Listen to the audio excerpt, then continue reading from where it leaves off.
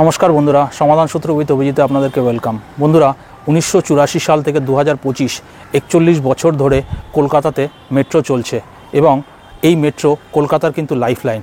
কিন্তু অনেক সময় দেখা যায় যে মেট্রোতে অনেক অ্যাক্সিডেন্ট হয়, অনেকে মেট্রোর সামনে জাম্প করে যায় বা অনেক রকমের দুর্ঘটনা ঘটে। এই দুর্ঘটনাগুলোকে এড়ানোর জন্য মেট্রো রেল কর্তৃপক্ষ কিন্তু মাঝে মাঝেই বিভিন্ন সার্কুলার আনে, বিভিন্ন বিজ্ঞপ্তি জারি করে, কিন্তু দেখা যায় যে তাও আমাদের যাত্রীদের কিন্তু হুঁশ ফেরেনি। তাই রিসেন্টলি এই গত সোমবারে কলকাতা মেট্রো রেলের তরফ থেকে একটা বিজ্ঞপ্তি জারি করা হয়েছে।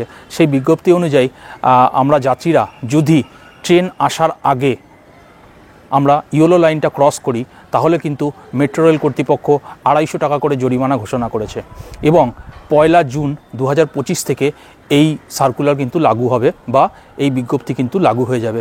সুতরাং আপনারা জানেন যে মেট্রো রেলে কিন্তু প্রচুর সিসিটিভি লাগানো আছে। মেট্রো রেল কর্তৃপক্ষ থেকে জানানো হয়েছে যে তারা সিসিটিভিতে ফুটেজ দেখে সেই সমস্ত যাত্রীদেরকে কিন্তু চার্জ করবে এবং আপনারা জানেন যে সিআরপিএফ জওয়ানরা মেট্রোর স্টেশনে তায়নাত থাকে, তারা কিন্তু এই জিনিসগুলোকে অবজার্ভ করবে এবং যাত্রীদেরকে কিন্তু পানিশ করে 250 টাকা করে চার্জ কেটে নেওয়া হবে। বন্ধুরা, আমি আপনাদের সুবিধার জন্য সার্কুলারটা একবার এখানে লাগিয়ে দিলাম, আপনারা একবার পড়ে দেখে নিন, আমিও পড়ে দিচ্ছি। সোমবার প্রকাশিত বিজ্ঞপ্তিতে বলা হয়েছে, কোনো যাত্রী যদি মেট্রো আসার আগে হলুদ লাইন পার করেন তবে তা অপরাধ হিসেবে গণ্য করা হবে। কেউ যদি সেই অপরাধ করেন তাহলে 250 টাকা জরিমানা গুনতে হবে যাত্রীদের।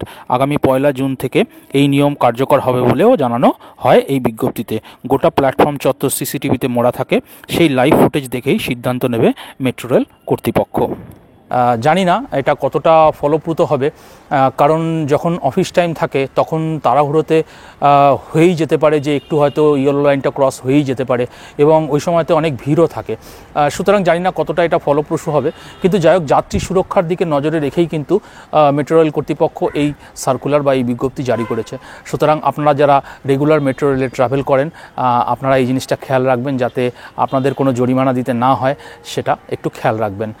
যাই হোক বন্ধুরা, ভিডিও আনছি, কাজের ভিডিও আনছি আমি, ব্যাংকিং নিয়ে, ফ্রডস নিয়ে বা বিভিন্ন রকমের সোশ্যাল ইস্যুস নিয়ে ভিডিও বানাচ্ছি।